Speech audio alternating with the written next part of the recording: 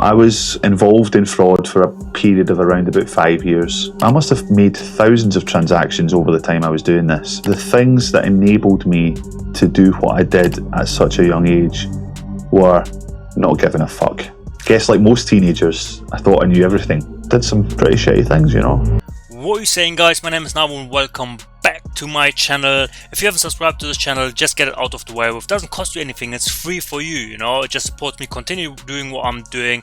Give this video a thumbs up and put your comments in the comment section below. And without further ado, let's jump into the video. I'm Elliot Castro, I'm 36 years old.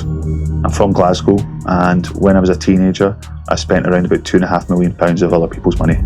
So the first time that I was involved in anything like that was by accident. I found a credit card on a train and I thought, oh, I wonder if I can maybe do something with this. So I used it to pay for my train ticket to school, to just keep the money and buy sweets.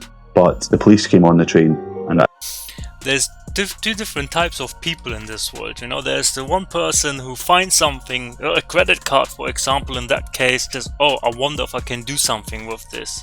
And there's people, and I consider myself and I say, oh my god, man, poor guy who lost his credit card. How can I find this guy? What am I gonna do with this credit card? Who am I gonna trust, you know, to hand it in?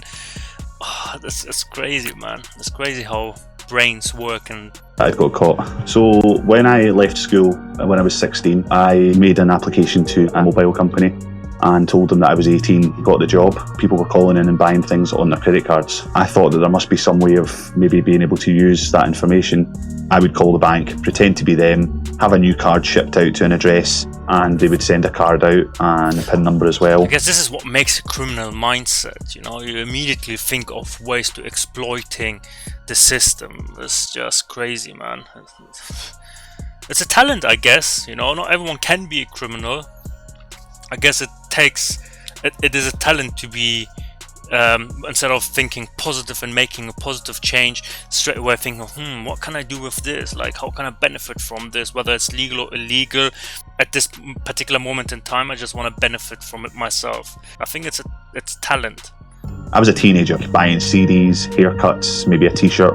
Once I realised the potential of what was happening, that was when it became a lot clearer to me that the sky was the limit. I mean, I was literally going mental. I was like rinsing this card, going travelling all over the place. Been to pretty much every country in Europe at one point. Been to the Far East, been to America, been to South America. When I see stuff like this, yeah, it just shows me again that whatever you see online, perception of people, you know, like, you can never trust them, you know. In today's society, we hype up people until they get found scamming, they get found being guilty of some crime, and then everyone is like, oh, I knew it, blah blah blah. But before that moment, everyone is like, oh my god, I want a life like this person. So never trust this sort of stuff, you know. Money comes and goes. You should never tie your happiness to this sort of materialistic stuff. Hotels, first class flights, nights out, champagne. When I arrived at a certain airport, I'd make sure that there was a nice car to pick me up. When I went out for meals, I would go to the best restaurants. When you're that age and you don't have many friends and you just want people to like you, that's when you just think, well, if money talks and I know that it gets attention, then that's what I'm going to do. The most I spent in one night at a nightclub was probably about 15 grand. And it was just like bottles of champagne at 1,500 quid a time, paying for everyone's drink. And I bet you whoever was around him, like surrounding him, like his friends, they thought, oh my god, he's so minted, if I could only have a life like him. And not knowing the story behind it, not knowing that this guy is scamming people of their money, that this guy is stealing basically. His money is not legit. Well, it's just mind-numbing stuff, you know. And I just try to keep away from it because I don't like it. I don't like the sort of stuff that misleads people, that makes people believe that this is the real world, but closes the eye to what's actually going on, you see. Basically, pretty much everything that I bought was the best in its class. That was when things really began to escalate. Standard class train fares became first class train fares, and haircuts in Tony and Guy or somewhere like that. In Edinburgh, I went into a jeweller's. It was a Rolex watch that I wanted. I went in and I told the attendant a golden handshake gift for one of the directors of our company who was leaving. Paid, it was done in about 3 minutes. walked out the shop, and I literally could have skipped up the street. I just couldn't wait. You've just got a 12.5 grand watch. That's probably the biggest buzz I ever had. I never thought I'd be caught. Literally never thought it would come to an end. It all went wrong when I got greedy and careless, as these stories so often end in this fashion, you know. Yeah, I was bought a going to say BMW that 7 as well. Series. That was about 50 grand, I think, 45, 50 grand, something like that. I didn't have a driving license. I couldn't drive. But just to show off to people that I knew, I went to the BMW garage and placed an order for a car straight away.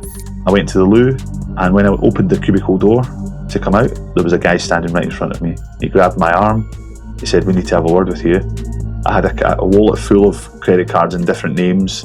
There was absolutely no way I was talking myself out of this one. Yeah, that was it. That was the end. One of the worst experiences I had was when I was in Canada. I ended up going to prison there for a while.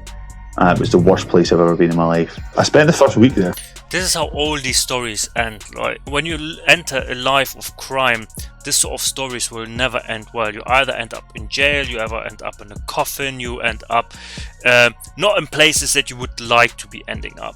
But most importantly, man, how can you sleep in peace, worrying about police, whatever, kicking in your door and forget all that. This is a temporary life, man. Crying, man. It was fucking horrible. Like, it was really, really bad. People being stabbed regularly, everything just crazy. I rang the immigration department in Canada and pretended to be from the British Embassy, and the guy at the immigration department said, "Oh yeah, Mr. Castro, he's being deported on Monday, and we've been asked to inform Detective Eastgate at Scotland Yard when he's leaving." And I just said, "Well, that's okay. The embassy will take care of that for you." And he said, "Oh, that's great. Thank you so much. That'll save me some work." So when I got back, interestingly, there was no one waiting for me. But when I arrived back, I had no money. I had nothing. They'd confiscated all my money that I had with me. So I found the airline ticket that they'd booked for me back, complete with all the credit card details that they'd used. So I booked my own ticket on Canadian Immigration's card back to Glasgow. He'd been chasing me all around the world.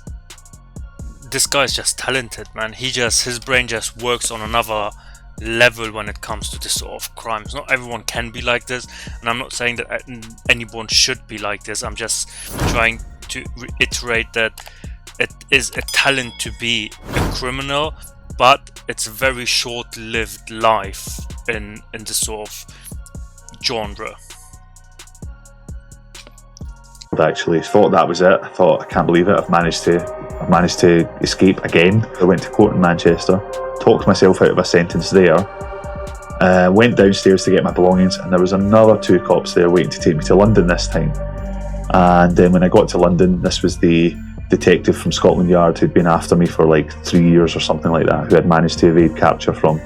When he met me, he was actually delighted to meet me. It was the strangest experience I've had in my life. In the end, I got a 2-year sentence, which, considering what I did, was an absolute result. You know, you hear people saying all the time that, you know, well, you did when you were in prison. You'd hear people saying, "Yeah, prison's a piece of piss." You know, it's not. It's horrible. When I came out, I made a decision that, you know, I wasn't going to do that anymore. And that was it. I know that I never meant to hurt anyone. Even if that's what happened, I didn't mean it, you know. So just got to deal with it now and crack on. I've got a lot to be grateful for. You know, I fucked up, and I'm glad I did it early in my life, because I can now get on with the rest of my life. And I had my own journey to go on, and it was different. It was amazing at times, but you know, there were some pretty dark times too. No, it's great that he learned from the experience. It's great that he managed to turn the corner, and hopefully he's keeping away from crime, but he does have a criminal mindset. So it's to be found out on whether we hear from this guy ever again. But yeah, guys, all I can tell you, keep away from it, man. Go work at McDonald's, go sweep streets, go clean toilets. It's money earned the right way. You can sleep in peace and you can live a life where you don't have to worry and look over your shoulder every single minute. On that bombshell, guys, if you like this video, give this video a thumbs up, subscribe if you haven't subscribed yet. It doesn't cost you anything, it's free. You see, that's one of those things where you don't have to commit credit card fraud. You know, it's free. Just click that subscription button, notification bell, and I will see you guys in the next video. Peace out.